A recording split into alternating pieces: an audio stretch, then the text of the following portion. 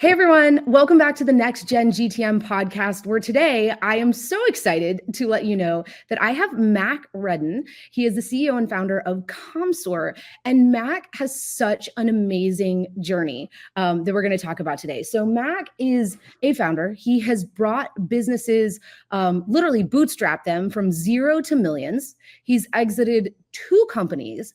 And what I find so unique and interesting about Mac is that across that journey, he's always been looking for breakthrough ideas, and he's been willing to pivot, change business models, even change companies in order to really step change the technology that he brings to people.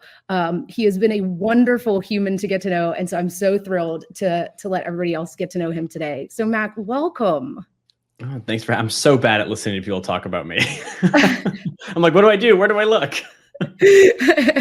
No, and I, it's funny. I find many folks, like, one way that that someone has kind of had a journey and done something is maybe they're not like right up there being like, let me tell you all the things, right? And so I think that's one of the cool things about you, Mac, that I'm sure people don't recognize as much. But sad for you, I'm going to use this podcast to show everyone and talk about you. That is so terrible. And so Mac, you have worked in B2B SaaS for a long time. You've built products, you've built relationships in the space. So I feel like you know a lot. We always like to start these segments with talking about what are the challenges that you see businesses facing when it comes to growing their SaaS business or building out a go-to-market plan, strategy, etc. I mean, besides all of it. All of the above. I think in general, before being specific, I think it is sort of all of it, because I think what ends up happening is most people look at how companies were built because they're like, oh, I want to be the next Uber or the next WeWork or the next Airbnb or insert whatever company. And they're like, okay, well, this is how that company was built, so I should follow that playbook. And it's like, yeah, but that was 10 years ago or 12 years ago or 18 years ago. And there's so much context that's missing, so much nuance, right? Like, I think people tend to overly glom on to like success stories. And there's also like the human tendency that when you reflect back on like, how did I grow Snowflake when we were a 10-person company? And it's like, you're not really telling the full truth, subconsciously, intentionally or not. And if like, especially right now in B2B SaaS, if you look at how companies have been built for the last 10 years, right? Like, look how many public B2B SaaS companies that went public in the last 5-6 years are actually profitable. It's like not a large percentage of them. So it's like the end results of the last decade of B2B growth have not actually ended up in a great place as a whole. So I think a lot of people are like, and it kind of makes sense because like, and especially like, when times are harder, like they are now, people tend to go back to what they know and what they're familiar with. But ironically, if you look at the huge companies that are successful now, I know like Airbnb and Uber aren't necessarily B2B SaaS, but like just from the first two that are coming to mind, but like companies that started in 2008, the last time there was an economic downturn of this scale, they were all the ones that were willing to try new things back then, right? So just copying them without that context means you're like missing out on the nuance of the current state of the world, the current state of the economy, the current state of buying. So I think people have to do a better job of taking what they know, but applying it in the lens of the way things are right now. And talk about, because it's an interesting tension, right? Like there's higher volatility, which means people want to be risk averse. But to your point, you're literally then defining yourself by strategies that are by definition not necessarily in the moment. So that does seem like a bit of a challenge, right? That businesses find themselves in. But then you mentioned like you've got to be in the nuance of the now to be able to figure out what that next breakthrough move is going to be. What is the now right now? Like, talk to me a little bit about what you're seeing as the now today that maybe wasn't the now that people are almost designing for. So I think there's sort of like two different answers to that. I feel like the B2B go-to-market world has like split itself into two thought camps essentially right now. There's the like, okay, we're going to keep doing what we've been doing for 10 years, but better, more AI, more automation. And like, I'm not saying AI is bad, but I think a lot of the ways go-to-market teams are thinking it's a magic bullet I mean, I wouldn't say they're bad. I would say they're misguided is maybe the better word to use. And then there's the camp of like, what's old is new again, ironically. And it's funny where it's like, I'm seeing this a lot because obviously we sell like relationship-based selling and things like that to people. And there's almost like this reverse bell curve where it's like go-to-market leaders who got their career started 12 to 15 years ago, who basically built their career when times were, relatively speaking, easy. They are very much like in the middle of like, we're just going to do what we know and do more of it, which I get. It's like they built a career on a certain way of doing things that worked for more than a decade. Like that's a long time for like, if you put the motions in, things are going to work. But then you have people that like started their selling and marketing career maybe 15, 20, 30 years ago. And they're like, oh yeah, like this is how we always used to sell, like the golf course, right? The relationship-based selling, the go get to know people and things like that. And then you have newer sellers who are only and marketers who have only started in the last 2 years, who've only known challenging times. And you have this sort of split depending on like where your career started. And that's interesting, right? Like I feel like it's right. It's the fundamentals versus the new, and you're like, it's so right. You're like, you have to be different in order to be successul with the nuances of your current environment. But a lot of times that different is actually found in the nuance in the fundamentals, which, we see all the time, right? So prior to this, I spent 12 years in big co-marketing. And I literally know people that have made millions and millions of dollars off of newspaper ads, right? Like everyone's like, oh, newspaper ad. No, it's not. It's actually not. But the way you do this and the way you have to start to create your creative palette and your customer journey, it does have to become harder, right? Like it's not that things are dying, right? I think you did a post about this, but perhaps it is that things are getting harder. Like also there's just a state that like B2B SaaS is getting saturated, right? Like there was like the first 10 years of B2B SaaS was like put things you already have on the cloud, right? Like that was 2000 to 2010. Then there was like 2010 to like 2020, which was like the next generation. And then there's like, but now we're at a point where it's like SaaS is not new anymore, right? B2B SaaS is not like some shiny object. It's like, if it doesn't solve real problems, if it's not baked in fundamentals, if it's not more polished, like the expectations from buyers have gone up, the competition has gone up. There's always that. I always love that market of like marketing SaaS tools, like the if you've seen that, where it's like they started in 2008 and it was like, here are 800 tools, like SaaS marketing tools. Then it was 1,000. Now it's like, I think it's like 15,000 now. A decade later, it's like an order of magnitude more tools. So like good isn't good enough anymore is sort of the challenge, right? Where it's like people expect products to be better than ever. They expect products to do more than ever. So products start to look more and more the same. So it's harder to stand out on pure features, and you can't like sell new anymore because everyone already has something. So you have to sell better, and then everyone is selling better. So you have to sell a better. And then it's like, it's this arms race to like better and better and better and better that makes it harder and harder because it's no longer like, and that's where like the easiness came in, right? Because like if you were selling B2B SaaS tools 10 years ago, most of your customers probably didn't have any tool. So you were like the net new replacement. And now it's like, okay, like once I have a tool, a little bit better is not enough. So like the amount it has to get better with every iteration increases, both from like a sales process, marketing tools, and like the actual products themselves. It's like across the board, everything gets harder. And that saturation, right? You talk about it on the selling or the building side. Sounds pretty tough on the buying side. Any thoughts on how buyers are supposed to navigate this? I don't know if they are. At least the way it feels like most go-to-market teams want things to work. It's like people are like, I've got this perfect sales and marketing process. And buyers are like, it's like that meme of like a fence gate blocking a path, but there's no fence. So it's just a gate. It's like, I'll just go around the gate. Like the gate is your perfectly designed sales and marketing process. And buyers are like, okay, like, I don't care. Like, I'm not going to follow your linear process or anything like that. But it's definitely harder for buyers too. In some way, I guess in some ways it's harder. In some ways it's easier. It's harder because the amount of volume you get is just insane now. I can't remember who the study was, but there was some study that said there was like a 400 to 500% increase in outbound touch points that buyers experience in the last 5 years. So emails, ads, calls, et cetera, have gone from like, it was like an average of like a couple hundred a month to a couple thousand a month. So the noise is way higher. which is also leading more and more buyers to be like, I'm just not going to answer my phone ever. I'm just going to delete all emails. I'm going to install an ad blocker. And it creates this like arms race where it's like buyers or sellers are competing over like a dwindling amount of people who are receptive to their tactics. And you have to find that way to like go around the gate because your buyers are going around the gate.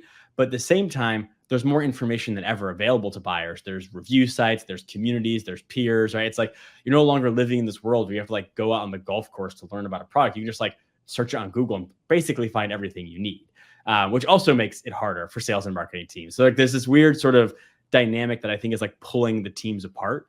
I don't remember the exact number, but there was another stat around like, it was like 40 or 50% of B2B buyers like prefer to not deal with a salesperson as much as possible in the journey because they can self-serve and do things like that. PLG is more common than ever. They can research their own things. So it's like, they're not as intertwined or required anymore for things to get done from both sides. Like the buyer seller relationship. It's an interesting space, right? Because we talk a lot about the buyer seller relationship because it's almost like a triumvirate, right? You've got the buyer, you've got the seller, and you've got the tech. There's three things that are working in concert to create an experience. And this is why, you mentioned, you were like, I think people have taken that triumvirate, it's all about where you flex those pieces of the puzzle. So like, for example, the tools, they have a role. Anybody who's ever sold anything to more than one person knows they have a role. You can only put lipstick on a pig for so long, right? Yeah. Like, the buyers obviously have a role. They have control over this process more than they ever did. To your point, acting like a buyer doesn't have control is like acting like, oh, well, I put the fence in to keep you out, but I didn't actually close the fence. Well, it's also the fact that like, I think somewhere along the line, we forgot as like a collective sales and marketing like world that your job is to help buyers make more money, save time, get a promotion, build a better business. Like, in the way it's like selling happens when you do that. And like we've somehow flipped that where it's like the goal is now the sale and then we'll figure out how to help the customer. Like that's what it feels like sometimes being a buyer. It's not, I'm going to help the customer and because I'm helping them, a sale will happen. And I think that's it, right? Because like you get out of whack with that triumvirate, that balance, right? And you see when you get out of whack, when the tools are doing too much, you're out of whack. When you're not listening to the buyer enough, you're out of whack. When you're and I think it's almost like that's the fundamental that's never going to change is those three things are going to work together in the way. But what has to change and the nuance that has to change is the landscape and the way that you do that.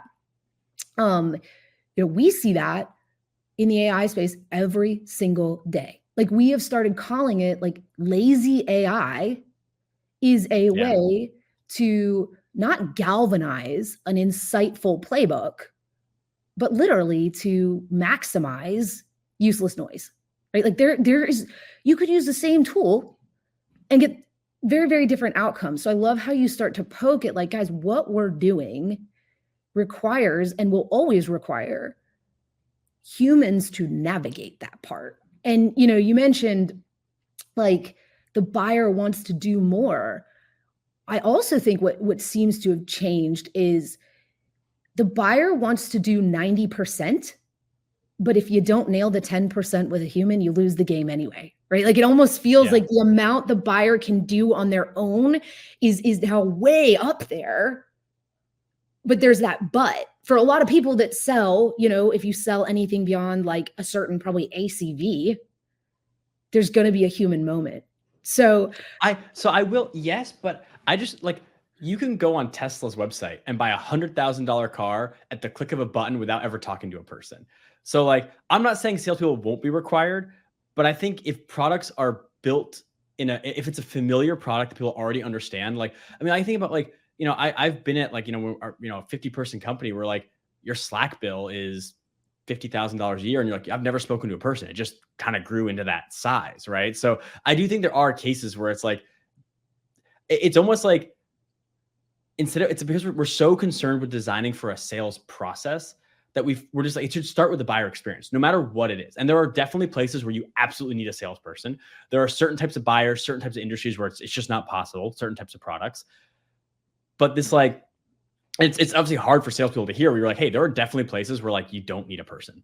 Like you just don't. And actually a person being in there might make it worse or harder. Like I literally had a case where I was literally trying to upgrade a tool that we're already paying for. And it was confusing as hell. Like I was willing to give them like $5,000 more to get this feature I needed, but like I couldn't figure out how to do it. Tried to talk to a person, took like a week for the person to get back to me. I ended up finding like a PLG version of the tool. So it's like I spent half as much money, and it would have been nice to have it like one tool upgrade instead of having two tools. But it was like the ease of buying for me was so much lower on the other one that's the one that ended up getting my money.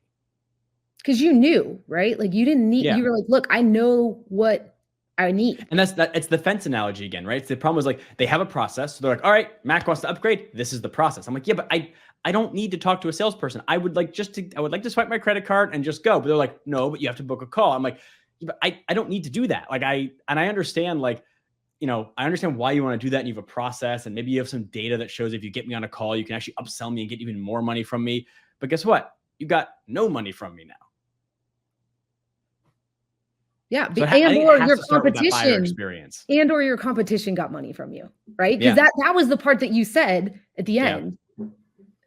Because also like as much as like people impulse buy like consumer goods all the time, right? You see an ad and you're like, that looks cool, and you buy it, and then it arrives in the mail, and you're like, what the fuck is this, right? And I don't think people impulse buy $50,000 software or $100,000 software. But I actually think people impulse buy $500 to $10,000 software way, way more than people realize. Like I was ready to be like, I want this feature now. I will pay money. And maybe in 6 months, I'm not using the feature. And like, I know it's not good for the company, but like after I buy it, reach out and make sure I'm successful, right? Like I'm ready right now to give you money.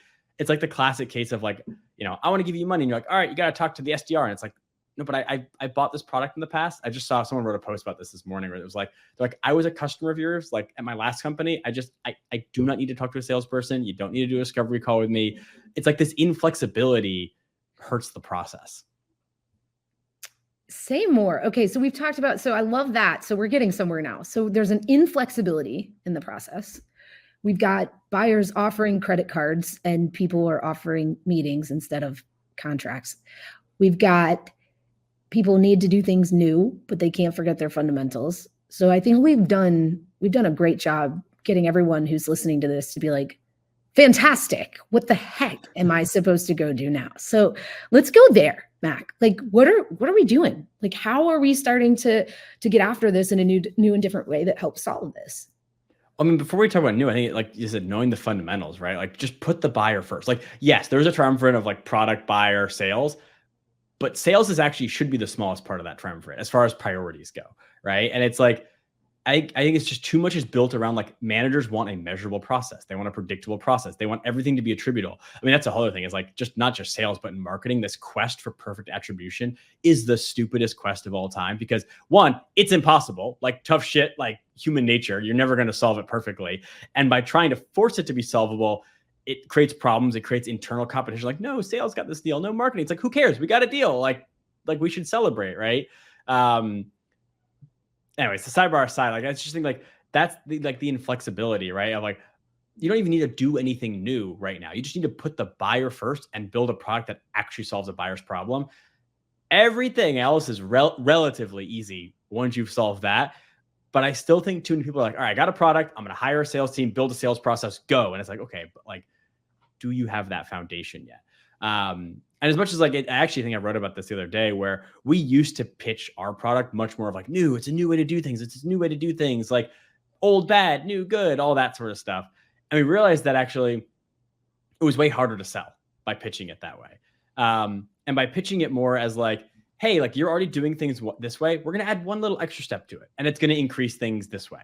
That change one little thing, don't change everything, made it way, way easier. So as tempting as it is to go do the LinkedIn influencer, like XYZ is dead, here's the new way. It's nearbound or go to network or ecosystem led or inbound led outbound or whatever the thing is that people are talking about now.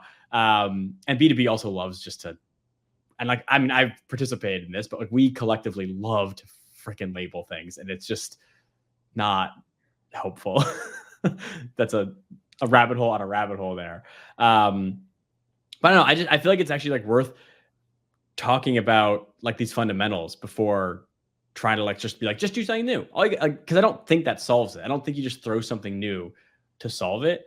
And actually, a lot of the new isn't really that new at the end of the day, anyways.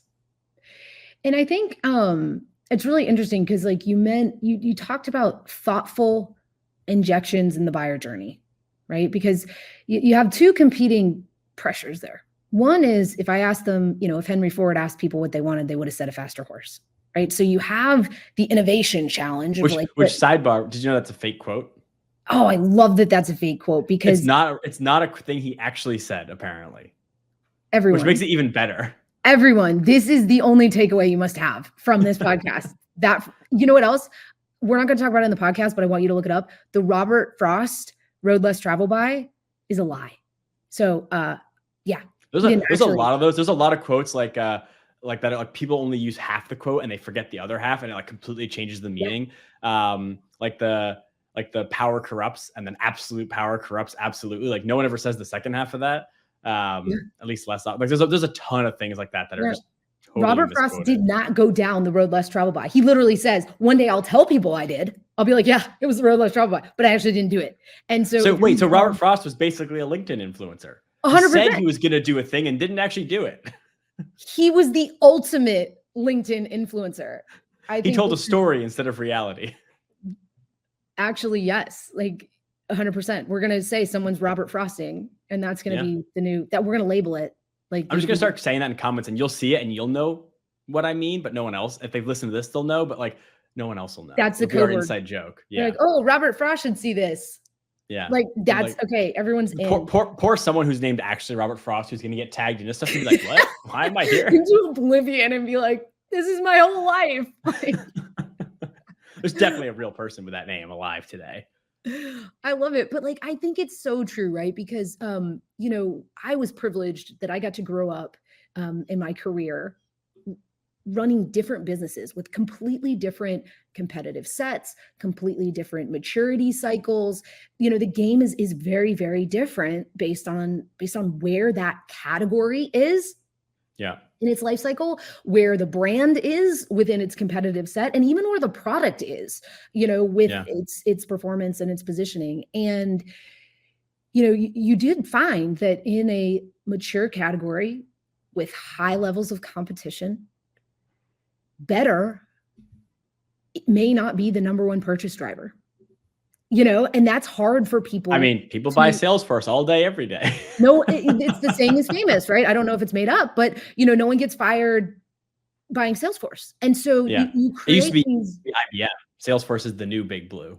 Yeah. And that's going to happen again and again, right? It's going to happen over and over as these maturation cycles continue to flow through. And I think it's like the strategy thing. It's just like people don't want to try things they don't know.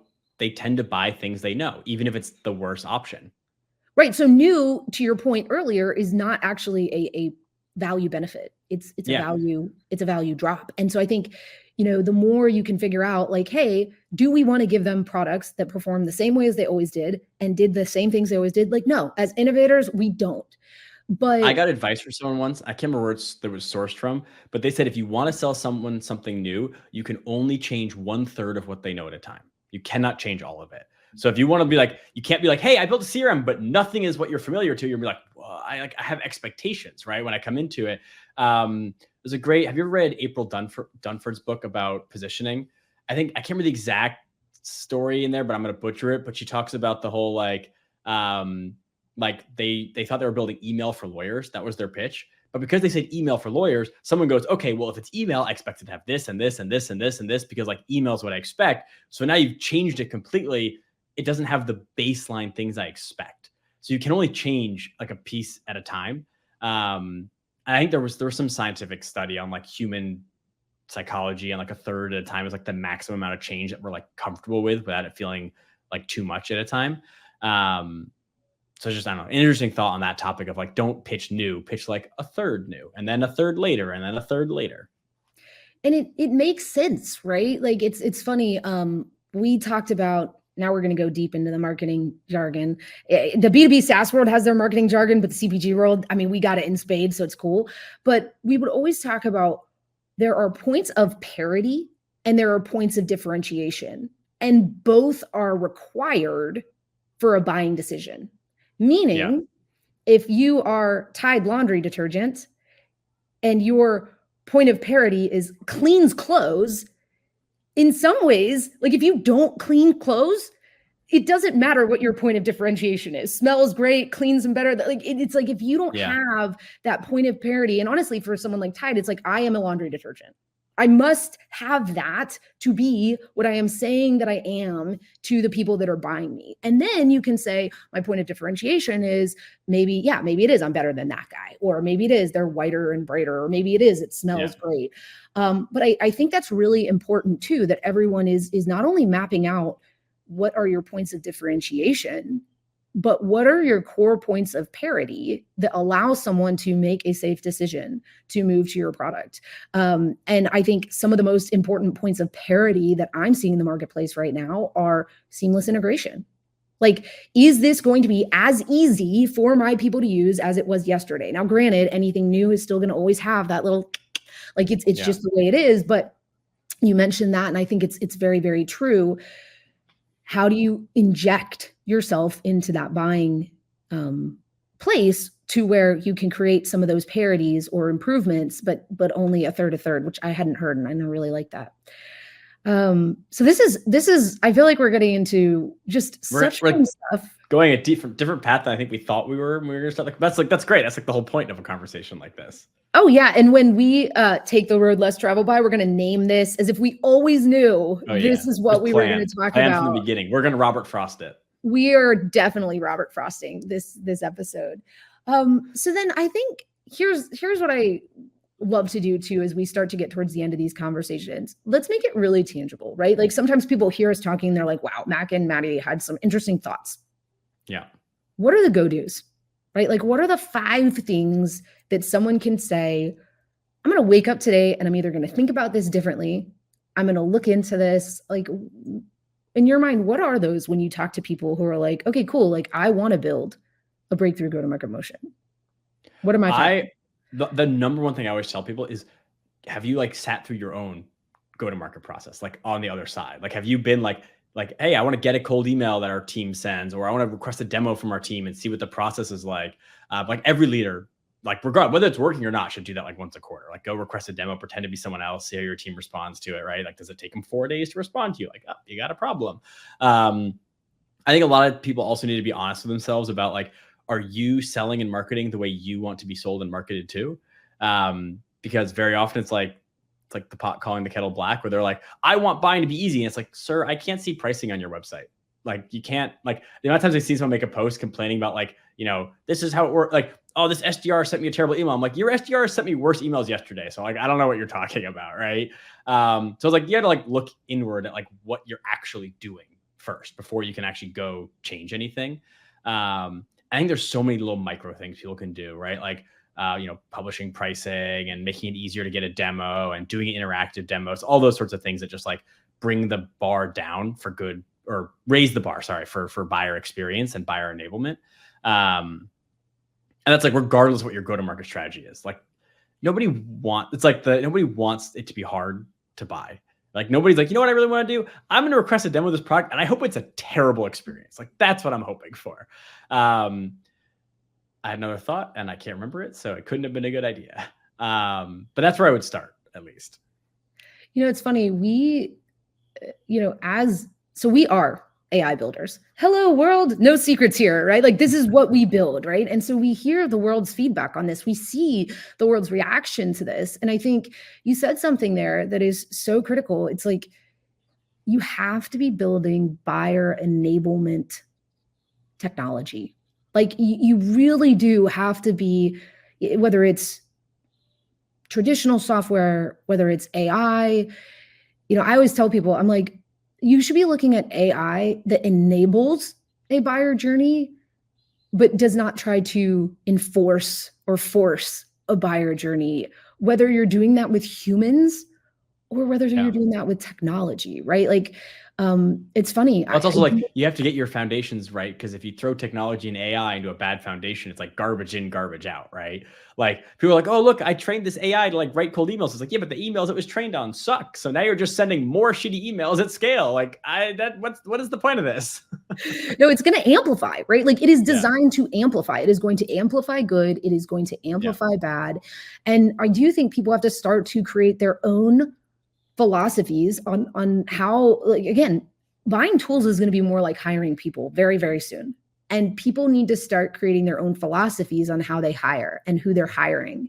And I think, the problem, which is hard, I'm going to say this is hard, is that it's not binary. It's not AI is good or AI is bad. This tool is great. This tool is awful. Like there is nuance to these tools. They are relatively. I've seen some AI tools that are definitely just hot garbage. Absolute trash, right? Like, so like, to be clear, I mean, there's the takeaway that every single one of them is incorrect. The takeaway that every single one of them is perfect is incorrect, right? And it's this idea of where is that middle and how do we find that middle and how do we... I think the problem with AI right now is people are almost trying to will perfection into existence. Like they want these AI tools to be perfect so badly that they're almost like, they're convincing themselves that it's like perfect. It feels a lot like, I don't know. It's like, there's this like, I don't know, like bubble mentality of like AI is going to solve everything. AI is going to make my job easier. So I'm just going to it has to be the way. And it's like, yes, but like, there are rough edges on a lot of these things. There's no right? easy Nothing's button. Perfect. Yeah. And I'll tell you why. They just want that so badly. Well, yeah. And I'll tell you why, in case you're wondering, like in case people are like, hey, why is this so hard? And why aren't we getting exactly this magic genie that just pops out and makes it happen? Because 95% of human decision-making happens on autopilot in your head. And a lot of our connections are social. There's context, there's cues, there's things that are innately human involved in creating a human experience. And so bottling that up into a technology is extraordinarily difficult, right? Like I can write a poem about a flamingo for you in iambic pentameter. That's actually not that hard, but to create human-like experience is extremely hard. And I think that's why, when we tell people, we're like, what are you looking for? Believe it or not, I actually think it is a combination of AI and traditional code, meaning I think AI and LLMs have a role within a code base that has controls, that has the ability for people to micro down the different tasks and really say, like, this is what you're allowed to do, this is what you're not allowed to do. And once you've done this, then we proceed to this, right? It is so nuanced. But what's cool is you can make that process digestible. And the way we found, actually, and I think the way the best companies are doing it right now is reframing it of how would you not coach, not train a direct report, but what rules and processes and guidance would you give to a human? Yeah.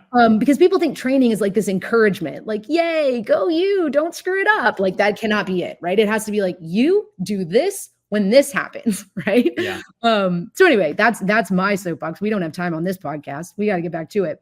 But I think, Mac, let's take it back to the broader point that I think you've made, which is this journey is going to be about new navigations. And it is about not putting your head in the sand and ignoring where the buyers are at and what the tools can It's also not about doing new for the sake of new. Like both of those extremes are wrong. Yeah.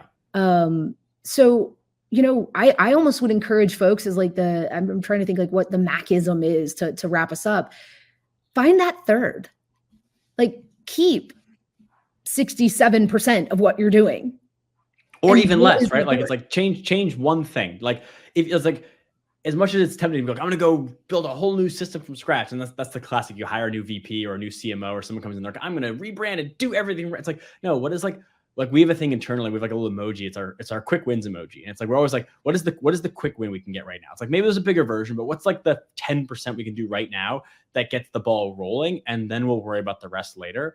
It's like, yeah, what is the quick win? Like go try your own tools out, go try your own systems out. Go think about your own experiences buying and just like, I bet you every team has 3 to 5 things they can implement in their buying and their marketing process that will make things better like today. All right, guys, you heard it here. Go find your quick win, even if it's small. Be encouraged. Some people still don't know how to use PowerPoint, so don't be unencouraged, right? Like, go find something new that you haven't tried before. It can be anything. Some people still live in spreadsheets instead of like tools, and you're like, and oh, that's why? okay. This is a zero spreadsheet judgment zone. So guys, just try something new. Thank you so much, Mac. Thank you so much. I've really enjoyed the talk. And Likewise. We'll see you all later.